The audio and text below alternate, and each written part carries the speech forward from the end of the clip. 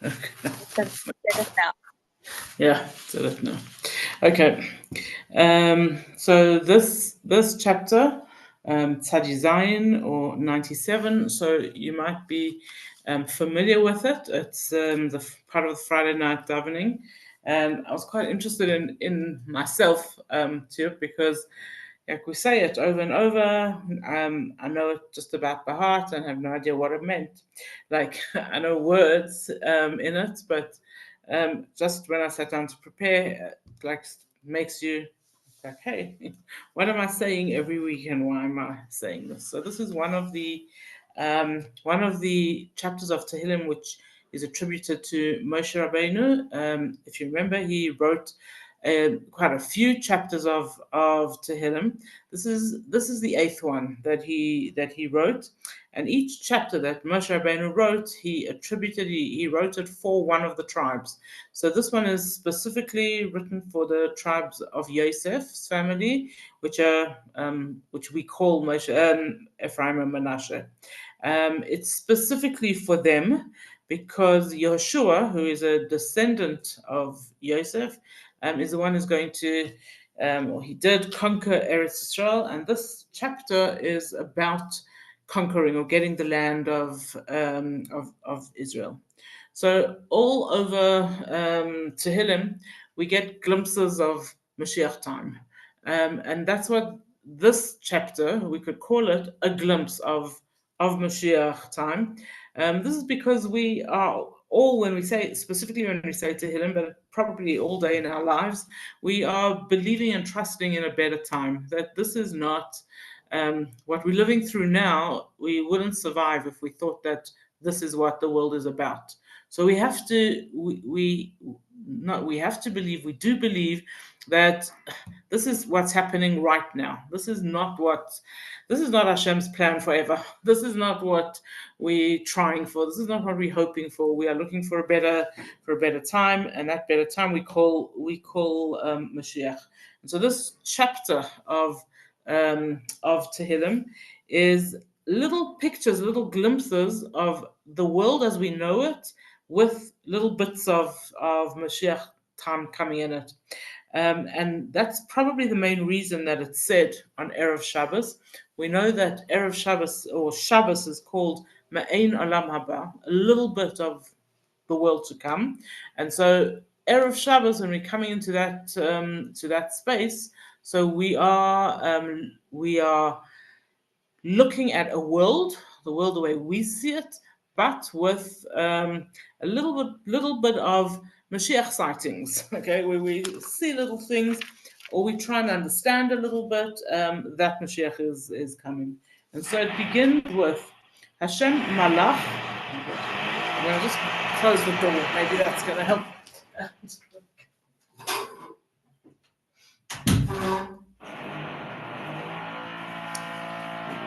Not much, but okay. Um, so, um, so we start off with the words Hashem Malach. When Hashem rules, when He is revealed, Tagal Haaretz, the world will rejoice. Yismachu iyim rabim, and all distant islands will be happy. So immediately the commentaries give us a little story, the story of a king who has two servants. The one servant lives with him in the palace, and the other servant is in charge of looking after the outside kingdom, the rest of everywhere. And one day the king meets his other servant, and the servant is crying his eyes out. And he says, "Why don't you like me?" And the king says, "What does it mean, why don't you like me? I love you. I trust you. I've given you my whole kingdom to run, to be in charge of." He says, "No, if you liked me, you wouldn't like. Look, the other servant lives in the palace. When it's cold, he has heating. Every day he gets good food. He sings your praises to anyone who will listen. But me, I live out in your kingdom. Every day I'm looking for a new place to live. It's a hard life." And the king says, don't you realize that you really are the important servant? If I didn't have somebody reliable running the kingdom, I wouldn't have the palace. It wouldn't be. And Chazal tell us that this is the discussion between heaven and earth. Heaven is very happy. Okay, it's up there. Stuff is all good. It's near to the Kisei HaKavod. Angels sing praise to Hashem all day. It's not. The heaven seems to be having a good life, and earth cries to Hashem and says, "Look at this mess that's calling earth, that you're calling the world.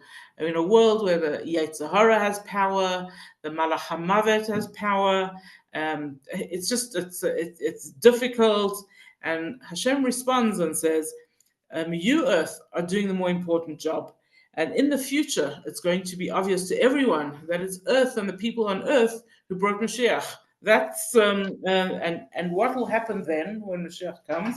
Hashem Malach, when Hashem is ruling over the entire universe, like that, it's obvious that in other words, Mashiach time. Tagel haaretz. That's only when the earth, the aretz, will be properly happy, will be able to rejoice properly. And yismachu iyim rabim, even the distant lands will join in this happiness. In other words, godliness, holiness, happiness, the revelation of Mashiach is going to be everywhere. There's not going to be any place that's left out of it. And I'm sure I've told you this before, but when we went to live in Cape Town, we used to ask my parents to come for Shabbos, and we used to beg my father, and he did not like Cape Town. And I was like, why won't you come for Shabbos? And my father would say, "Oh, Cape Town, Constantia, it's so behind the times. We could be there for the whole Shabbos. If Mashiach comes, we wouldn't even know." So I often used to bring him proofs from all over. By the way, I believe absolutely that Mashiach is coming first to places like Constantia, but I could never convince my father that. But here, at least, says the Tehilim, Yismachu iyim rabim, even faraway places will be filled with the spiritual revelation, godliness in it. And then it starts to describe the world. It says in Pasuk Beis, Anan va'arafel savivav, clouds and mist surround it. Tzedek u'mishpat mechan kisei, and justice and law are the foundation of his throne. So what is David HaMelech telling us when he explains to us that there is clouds and darkness surrounding? So the simplest way of understanding it, which fits with what we've been saying, is that the world as we know it looks dark. Okay, it looks like it has Anan va'arafel. It has clouds and darkness and mist. So we're looking at this world, and all we are seeing in this world is the Anan va'arafel, the clouds and the mist. But the other thing we know about clouds and mist is that they don't last forever. Even in Cape Town, the sun comes out, right? So however dark it seems, we know it's not a forever. We know it. We know that behind the clouds, behind the mist, there is light. There is sun. So that's the first thing that Chazal tell us. We have to understand about this picture that David is painting for us, or Moshe is painting for us, about the world appearing to lack godliness, to lack light. What else is the Anan va'arafel, the clouds and the mist? Is that we see upside downness in this world. We see that like cloudiness. Okay, so cloudiness always alludes to not seeing things clearly, right? Mist, cloudiness. When it's misty, you can't drive. When it's cloudy and the clouds are down, you can't see the beautiful big sky. So clouds and mist always like say to us that things are not clear. And that's the real trouble with this world, that things are not clear. What we think should be is not necessarily how what we're seeing. So we see people who we think are bad and we see them prosper. We see people who we think are good and we see them suffer. We see people who we think don't deserve things and they get them. That's all clouds and mist. Okay, but what do we have to know we have to know that tzedek umishpat mechon kitzoy, that the foundation of Hashem's throne is tzedek and mishpat. It's righteousness. It's law. And even if we fail to understand it, even if it's impossible for us to understand it, we have to believe that Hashem is righteous and Hashem is just. So that's the first little touch. Then continues the capital and says, "Eish lefanav telech," a fire goes before him, uslahet saviv tzarav, and it consumes his enemies around him. So firstly, all of the commentaries tell us that this fire that goes before him is talking about the war of Gog and Magog. It's talking about the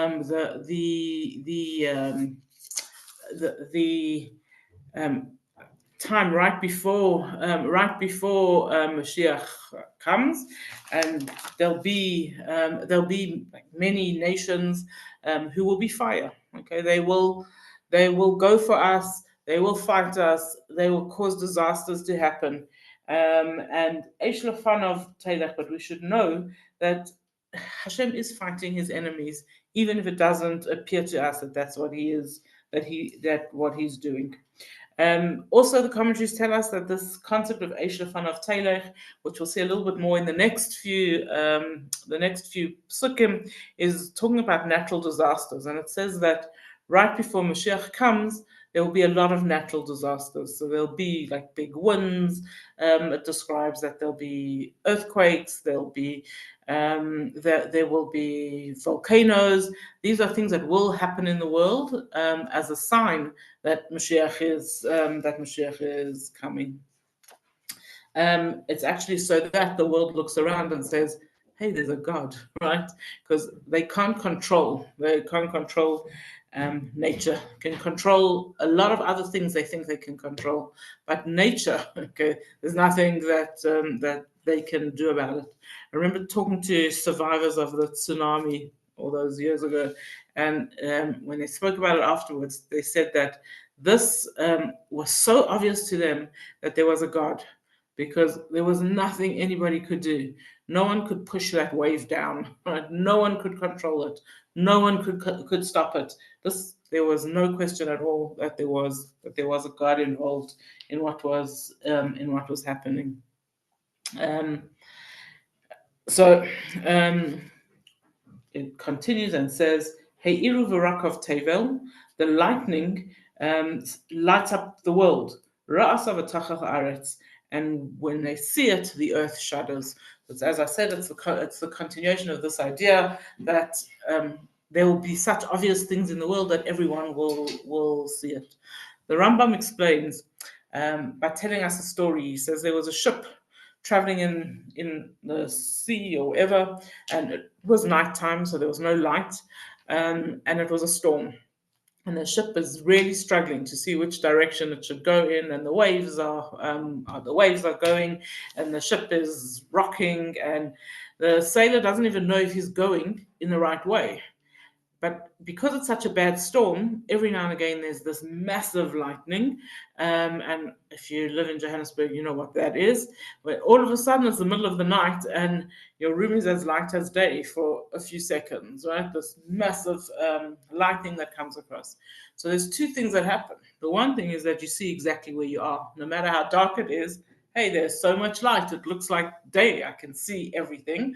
The other part of it is that you're petrified. Okay, you put your hands over your ears and you hope that you wait for the thunder to come and the crack. And so this light does two things for us. It shows us the way and it makes us scared. And says the Rambam that this is what it means when it says that his lightning will light up the world, but the earth will shake. Because when Hashem does all the things that he does right before Mashiach will come, there's going to be two things that happen. The first is it's going to be obvious to us that Hashem is in charge, as we said before. And the second is that we're going to clearly see little bits of Mashiach. We're going to see there's a God in the world. And so in this big storm that we are going through, we are also going to be getting these little pockets or big pockets of lightning. In other words, of hey, there is a God. Mashiach must be coming, right? That's the and it's interesting that we do that when like big things happen. We look for like proof of God in the things that are happening. Continues also still talking about natural disasters. He says, Harim Kadona Gnamasu, mountains melt like wax, milifnei Hashem, from before Hashem, and the commentaries say that this is talking about volcanoes. Milifnei Adon Kol Haaretz, from before the master of the whole earth. So there's this big disaster, a mountain that's pouring out lava. And what is the world saying? Milifnei Adon Kol Haaretz. We know Hashem is the God of the whole world. Other commentaries say that Harim, mountains, is alluding to the arrogant nations of the world who think that they can destroy us. And interesting that was written so long ago. That there will always be nations who think that they are greater than everyone else. They are bigger, they are stronger than us. And Harim, they are mountains. We are so strong, we are so arrogant. And yet, says David HaMelech, Milifnei Adon Kol Haaretz, they should know that they will melt because Hashem is the God of the whole world. The Alter Rebbe explains that these harim, these what we translate as mountains, are actually the forces of evil in the world, and these are strong forces. That's why they called harim. They're called mountains because they are so strong. We often feel we can't move them. They towering above us. The Yetzer Hara is so strong that there are bad people who are so strong. There's so much that pushes away good from the world. But the promise, they will melt like wax. The heavens will declare Hashem's righteousness, and all the nations will recognize Hashem's glory, Hashem's honor. All those who worship idols will be embarrassed. Those who have been praising the empty gods. And all of these will also bow down to Hashem. So everyone is going to recognize Hashem and be embarrassed that they didn't recognize or serve Hashem all the years before. The Gemara Yerushalmi paints quite a vivid picture. It says that in the future, every idol will spit in the face of the person who served it. And he says, also the idols will lie and prostrate themselves before our God, before Hashem. And he says, Sham ava tismach Tzion. Finally, Tzion hears us and is happy. But Hagelna b'nes Yehuda, and the daughters of Yehuda will rejoice. Lama'an mishpatecha Hashem, because Hashem finally, we're seeing your justice. Ki ata Hashem elyon al kol haaretz, because you Hashem are supreme over the whole land. Ma'id, very much. Na'aleisa al kol elohim, you are greater than any other God. Oyhavei Hashem sinura, those of you who love Hashem hate bad. Shomer nafshat chasidav, he guards the lives of his pious ones. Miyad rashaim yatzilam, and he saves them from the grasp of the wicked ones. So this first pasuk, Ohavei Hashem, or the first part of the pasuk, Ohavei Hashem sinura, those who love Hashem will hate bad. So the commentary is that even if we were mistaken and we didn't know what was good and what was wrong, we have to start practicing now, looking out for the good in the world. And the story, the muscle that's brought for us is, like, let's say you have a garden and it's full of those little yellow flower weeds, and you don't know what flowers are. So you see these little weeds in your garden and you think they're beautiful, right? So you think look at my garden. It's full of beautiful little yellow flowers. And then somebody comes and gives you beautiful flowers. And you say, what? Okay. And they say to you, you can plant these flowers, but in order to have these beautiful flowers in your garden, you have to get rid of the weeds. And if it's weeds, like I once got, I don't know if you can call it infested, whatever the word is, but with morning glory. So it started as a little pretty purple flower, and I thought it was pretty. And then a few weeks later, I didn't think it was pretty anymore. Okay, and I spent many hours sitting by my flower bed trying to get the morning glory out of the flower bed because I planted other things that I really wanted to shine. So what happens? Now, when you see morning glory, I was, oh no, not morning glory, right? I don't like it anymore, and that's what this idea of Oyave Hashem Sinura. If you love Hashem and you really find out what are the real flowers, what is it that's holy, what is it that's good and correct in the world, then the ra, the bad, the weeds, okay, the stuff that you don't want becomes obviously bad. And that's what we're waiting for, that we are understanding of Hashem's greatness, of Hashem's holiness, of of Hashem's majesty so much that the other stuff bothers us. Right? In the meantime, we're living in a world where sometimes we realize what's godly, and sometimes we don't. And this promise, Shemar Nefashas Chasidav, that Hashem guards the lives of His pious people. This is even talking about in Galus. Already now we have to start looking for the real flowers. Like we have to start looking for the godliness, because with that we have the promise that Hashem will look after. He will look after us. It comes to the promises that Hashem is making, or David is telling us of. It says, "Ozaru ala tzaddik." A tzaddik shines light, or we could translate it. Some of the other places translated as Hashem sows light for the tzaddik, ule yishrei leiv simcha, and happiness for the upright. So to understand this concept of Ozaru ala tzaddik, that Hashem sows light for the tzaddik, or we sow light. We'll go with both explanations. So a tzaddik, and here it's not talking about our usual definitions of tzaddik, but here it's talking about good person mainly.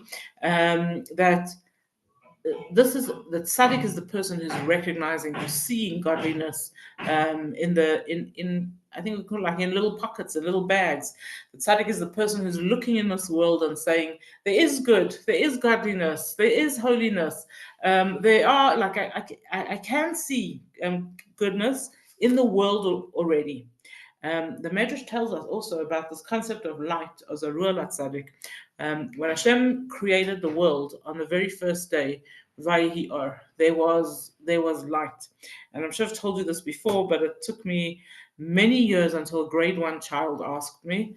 Hashem created light on Sunday, but only made the sun on Wednesday. Like, what was happening? And I had really never given it too much thought. Okay, that never really delved into it.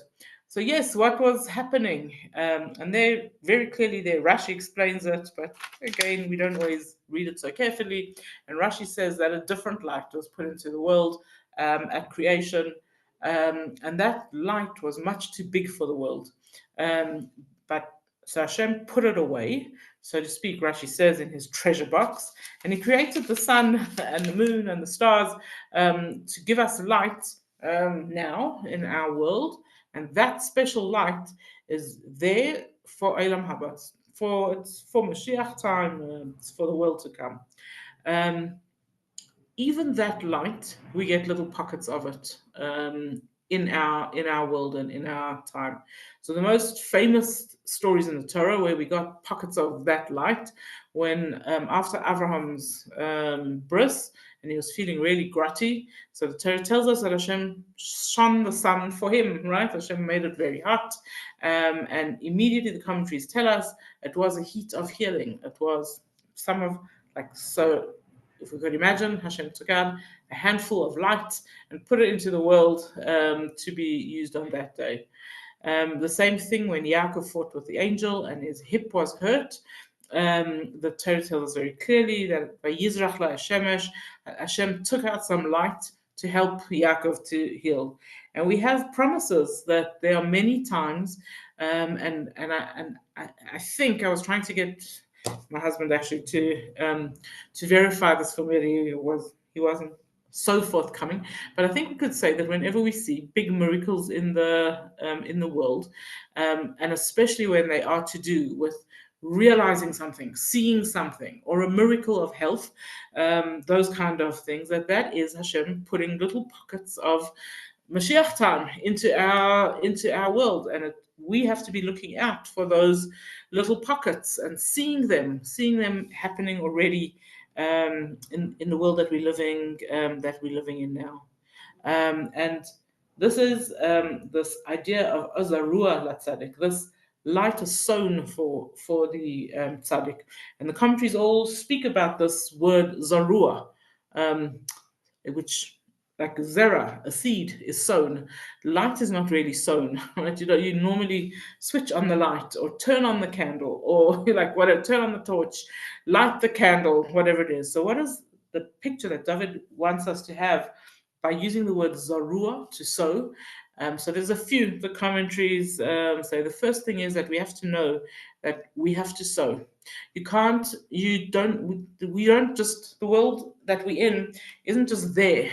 We have to make an effort. So just like you don't get flowers in your garden if you didn't do anything to plant them, to choose them, to weed, you've got to, Azarua Tzaddik. Tzaddik has to already know that he has to make an effort in order to bring godliness into the world. We also know that with a seed, in order for it to grow, it first has to go in the dark. So the tzaddik knows that the dark that he's seeing is just the mud that's covering the seed. Oz zarua latzadik. A tzaddik knows that the light, is it's going to come as a result of zarua, of the fact that it was planted already. And then speaks about the Yishrei Lev, okay, the person who is straight of heart, okay, someone who is working hard on himself and making himself into a good, honest person, making himself into a mensch. These are the people who will see pockets of light in this world. And the commentaries tell us, like, interestingly, that who are these people? Who are the tzaddik that David is referring to over here, or the Yishrei Lev, the straight-hearted? And he says these are people who work on themselves with gevura. They work on themselves strength to go against what is possibly difficult for them, and do what they have to do for the sake of godliness in the world. And the three examples that are brought in the commentaries, so there are three people who we know are called Hatzadik, the righteous one. So probably the most famous is Yosef. He's called Yosef Hatzadik. That's how he's always referred to. And what did he do that was extraordinary? He was a little boy when Mrs. Potiphar started with him, and she went for him day after day after day for a full year, and begging him to sin with her, and he didn't. That turns him into a tzaddik. Besides all the other good that he did, that act itself, him going against what his natural inclination was, that makes him get the title of tzaddik. Another person who is called Hatzadik in the Torah is Mordechai. He's called Mordechai Hatzadik, and he gets this title because he gives away Esther. He allows Esther to go and do what she has to do, go and live by Achashverosh, even though, imagine how brokenhearted he was. Imagine how difficult it was for him. His natural inclination would be to say, no, it's too bad. The Jews have been misbehaving. Esther is my wife, and we are happy and finished. But he allows her, and he actually encourages her and pushes her to go to Achashverosh against what would be normal and natural for him, and therefore he gets the title Hatzadik. And the third one is a man from the Gemara. He's called Binyamin Hatzadik. And how he gets this title, it says that he was a tzedakah giver outer, and there was a famine in the land, and one day a lady came to him and she said, "I need money for food for myself and my family." And he said, "I'm really sorry. I gave out the last cent yesterday. And she says to him, if we don't get money for food, we'll die, me and my children. And he stands there thinking, and he says, should I share my money with her, my own personal money? This is not communal money that I'm responsible to give to anyone. And it says he thinks and he thinks. And finally, he takes his own share of money and he gives her half. And he gets the title Binyamin Hatzadik, Binyamin the righteous, because it's in no one's inclination, normal, natural inclination, to give away what's really theirs for someone else. And actually, the Gemara continues and says that this man, Binyamin, got really ill and he was dying. And the angels came to Hashem and they said, what? After he saved this lady and her family, you're going to allow him to die? And Hashem agreed to give him extra years. The other person who's not called a tzaddik, but it's interesting that the what we call the sof tevos, the end letters of the words in this sentence, azarua la tzaddik. So if you see, there's a resh from or, an ayin from zarua, the kuf from la tzaddikim, the yud from ula yishrei, the vez from leiv, and the hey from simcha, and that brings us to Rabbi Akiva. And it says Rabbi Akiva is also one of those people who went against his natural inclination. He was a happy shepherd boy, doing his own thing, living his simple life, and he took on Torah. He got students. He went completely against what would be a human behavior, normal, natural human behavior, and became the great Rabbi Akiva. And this is what the commentaries say. This is what's going to bring Mashiach when we push ourselves to do things that are not necessarily easy for us. That brings us to the higher level, which finishes by telling us that what's going to happen when Mashiach comes. Simchut tzadikim b'Hashem. All of you righteous are going to rejoice with Hashem, and you'll give thanks at the mention of his holy name and the great things that he is going to do for us. Please God, soon. And that brings us to the end of this parak. Thank you, Rifki. Have a good Shabbos, Thank everybody. you. Mazel tov, you. mazel tov. Thank you. Thank you, Rifki. Thank you, Rifki. Yeah. Take care and have a good Shabbos. Thank Thanks. you. And you. Bye. Bye.